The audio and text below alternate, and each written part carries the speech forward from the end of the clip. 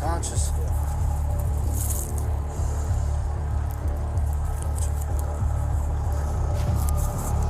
Ma'am, what's your name? Huh? I can't hear you. Tiffany? All right, Tiffany, I'm gonna change these handcuffs out, okay? And then I'm gonna roll you over and I'm gonna sit you up, all right? Okay. Got your handcuffs in. Now I'm gonna pick your hands up so you can take these off. Do not struggle, do you understand me?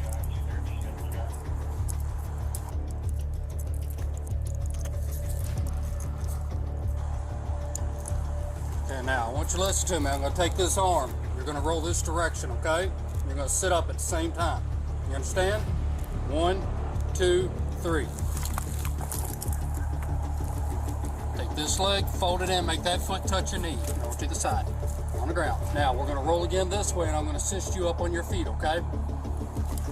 Ready? 1, 2, 3.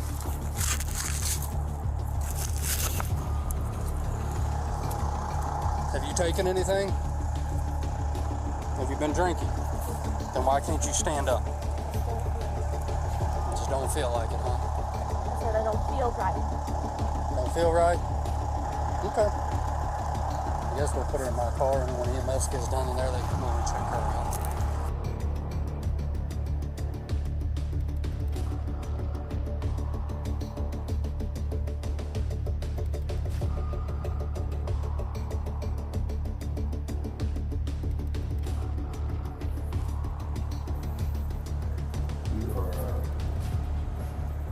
The exact same age as my son. So, yeah. Well, I'm going to talk to you today about what happened earlier, okay? But can you tell me a little bit about yourself? I mean, where are you from, or where you grew up, or anything like that? I know I look crazy, but I'm not. Huh? So I know I look crazy, but I'm not crazy. I don't think you look crazy. I'm just trying to, if I'm going to talk to someone, I'd rather know who they are. I can tell you a little bit about me. I love my children. You tell me a little bit about you. Okay. I love my children. I love my boys so much. Oh, I know. I wouldn't hurt them, but I just feel like I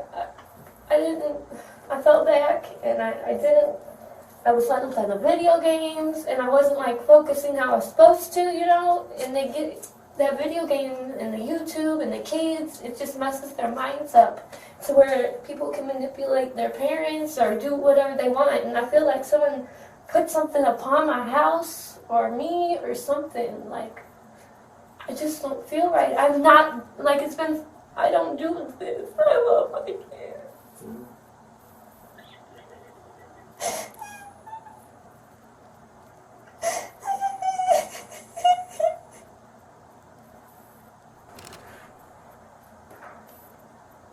How old are your boys?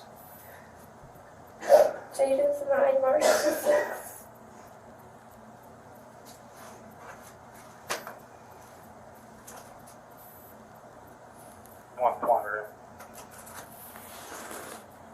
Are you from Louisville area? No. Where are you from? I'm from the Chicago area. Oh, really?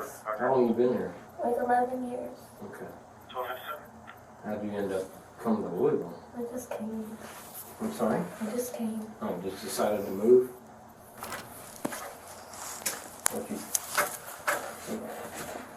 I'm going to let you know what your rights are, okay? You probably watch TV before, movies and TV shows, and they read them the rights. It's called Miranda, okay? November 7th, 2023, began like any other day in Shepherdsville, Kentucky, a peaceful town known for its quiet streets and close-knit community. But by midday, Bentwood Drive, a picturesque street lined with charming homes, became the site of a horrifying crime that would leave an indelible scar on the town. In a home that could have graced a Norman Rockwell painting, 32-year-old Tiffanie Lucas lived with her 2 young sons, Jaden and Maurice. To the outside world, their lives seemed ordinary, perhaps even idyllic. But on that fateful day, the facade of normalcy was violently shattered. I got her in my car. She's handcuffed in my car. All right, detectives are on the way, so said we still got to pat her down. She got on a dress. I don't think she has a weapon, but when you get a second, we can get her back out and let you pat her down real quick while wander. That's fine. She's locked in there, though.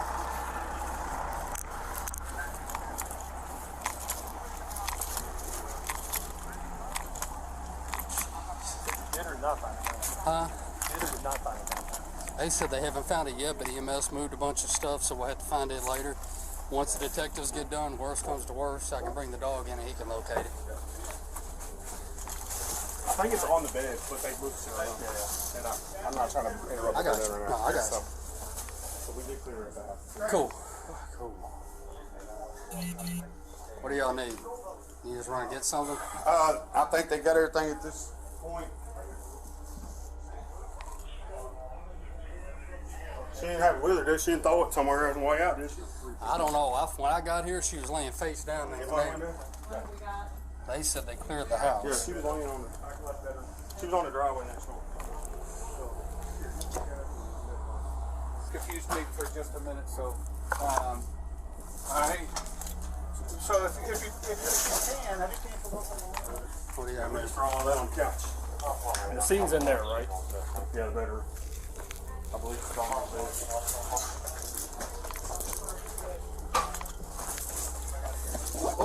What's up, man?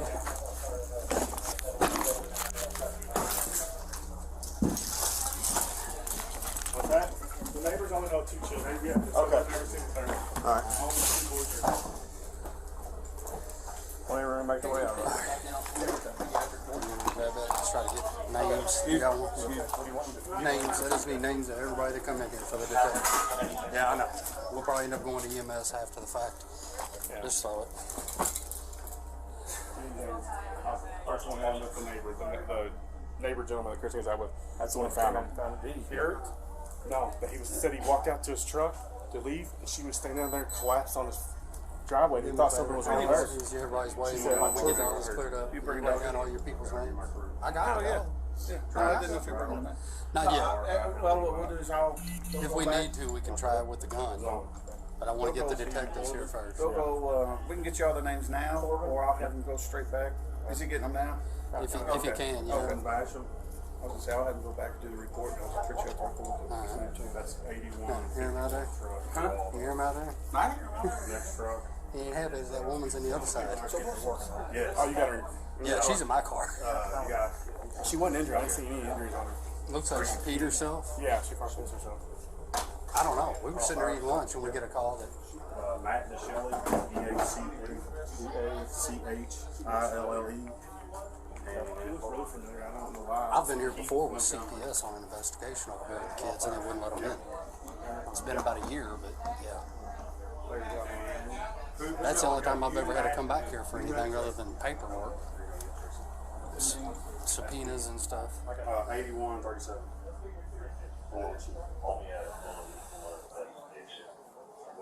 Did you put your handcuffs on her or did you leave mine on there? Okay. Kenny's got Somebody with her at the car? No.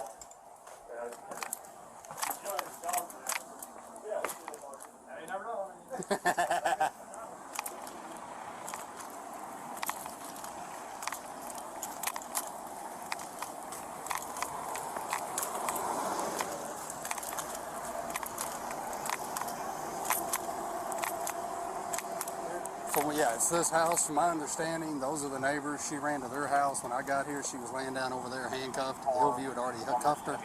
Both the children in there, they're loading them up. They're going to transport, and they have not found a gun. Hillview said they weren't going to search. They made sure the house was clear for EMS to go in. They went in. Hillview? No, this is us. Yeah. You got Kenny James and one of their sergeants up there cleared the house, but they said they didn't want to look for the gun until y'all done what y'all needed to do. I've got the suspect in my car. She has not been Mirandized. She's on the other side.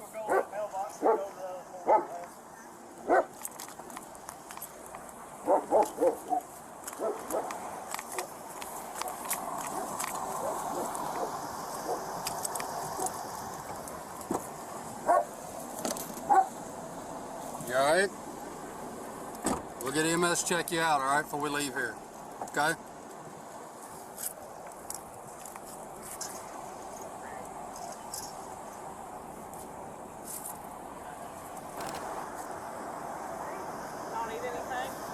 Not that I know of right now.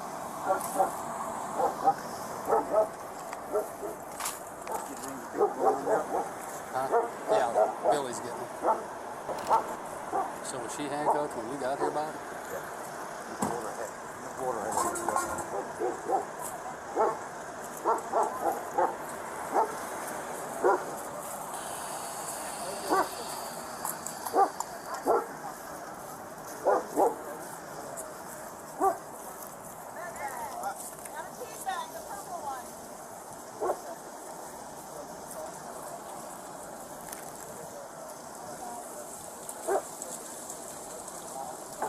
Kitty's got your handcuffs. James, I traded them out in case we all got mixed up. You all wouldn't take off of yours. So he's got your cuffs.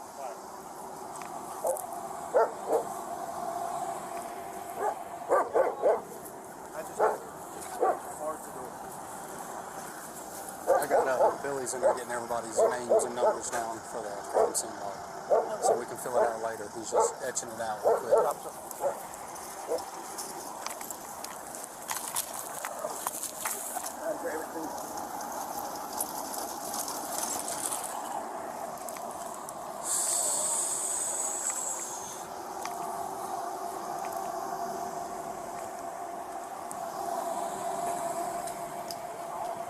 No, it finally calmed down.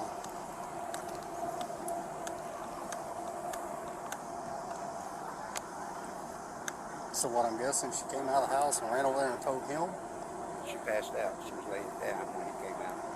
The ring doorbell notified him somebody was outside. She came out and seen her laying there, hollered at her husband, he came over. Asked her what was up. She said something about her two kids being inside and he walked over there. And them.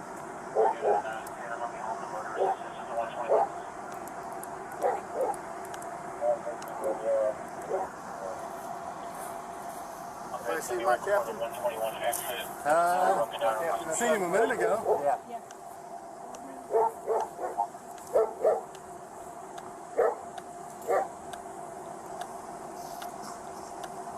I can remember coming out of here one day with CPS. They were coming out here trying to investigate something. It's been about a year. It's a rental house. She's not been here very long. Okay. I just threw somebody out here. Yeah, they were saying maybe about a year. Right.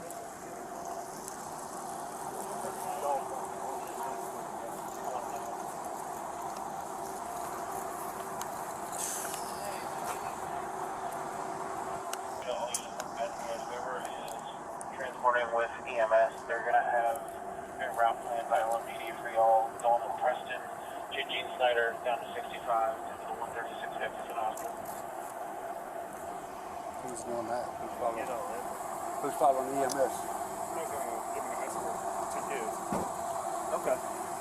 Really, it don't matter to me. I don't know where they're going, but They go to Children's or they go to U of L? Do what now? They still go to Children's or they go to U of L automatically? I'll go to Zaire down there for Children's, I believe. yeah, I'm not a good one to give escorts, as I don't know.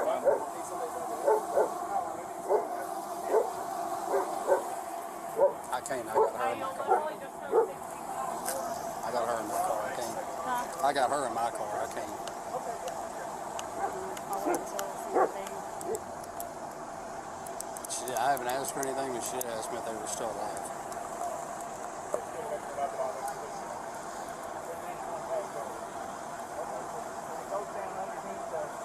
I thought that dude over there was gone.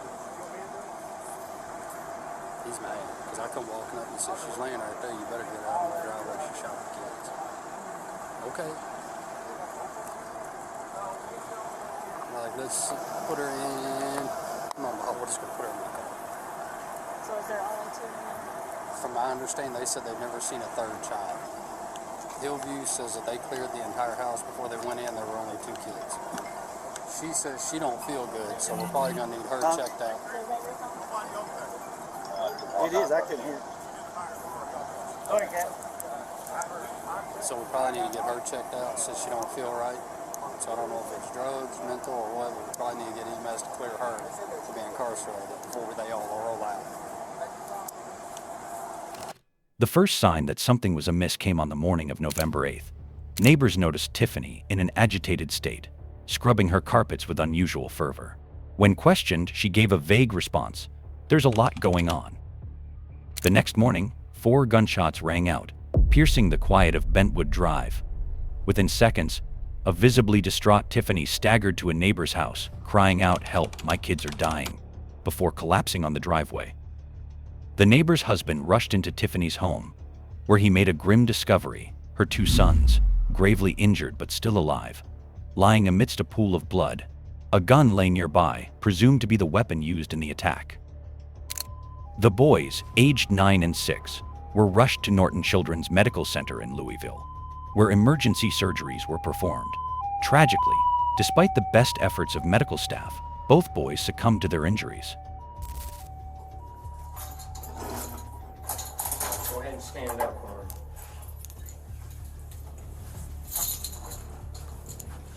Go ahead and do me a favor and just put your hands behind your back like you're praying. Go like this. Put your hands together. Alright,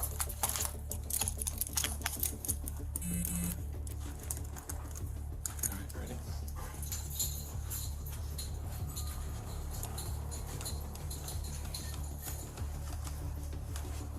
Give that paperwork. I'm going to have the paperwork. Or is she out here? Nope, I had you hold it. I ran up to my car. Hold on.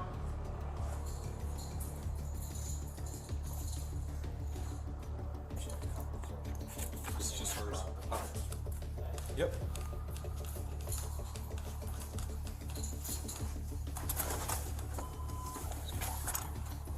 Go behind this truck.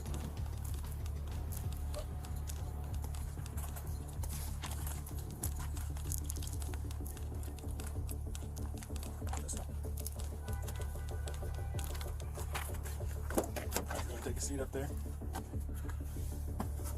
Got it. Go do me a favor and look out that window for me, okay? Thank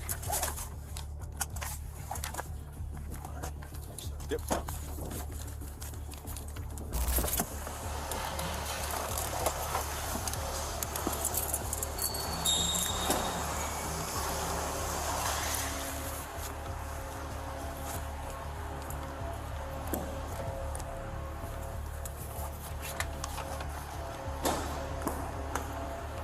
Go and look that way for me. Thank you. You can get out. You can get out. Come on.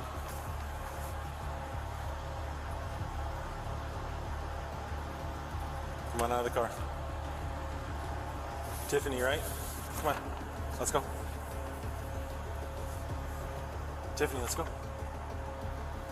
Come on. Tiffany. Let's go. Let's go. I'm gonna go stand here at the door.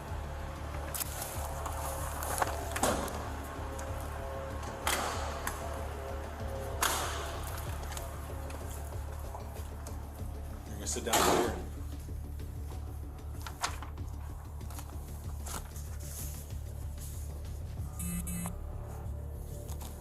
Tiffany was arrested less than an hour later at the Bullitt County Emergency Medical Services facility and booked into the county detention center on 2 counts of murder. During questioning, she made bizarre claims, alleging that she was being manipulated through the internet, and Wi-Fi claims that raised more questions than answers. Did Tiffany genuinely believe she was under some external influence, or were these statements a calculated attempt to deflect responsibility? She also told investigators that the shootings were accidental, claiming she had left a loaded gun within the boys' reach. However, the nature of the injuries and the ages of the children make this explanation difficult to believe. Tiffany's social media painted a picture of a devoted mother. Her posts frequently showcased joyful moments with her children, presenting an image of familial happiness. But beneath the surface, her life was fraught with challenges. A single mother, Tiffany had endured a series of personal tragedies. In 2019, her father, whom she described as her anchor, passed away unexpectedly. Months later, the father of one of her sons was murdered in an unsolved homicide.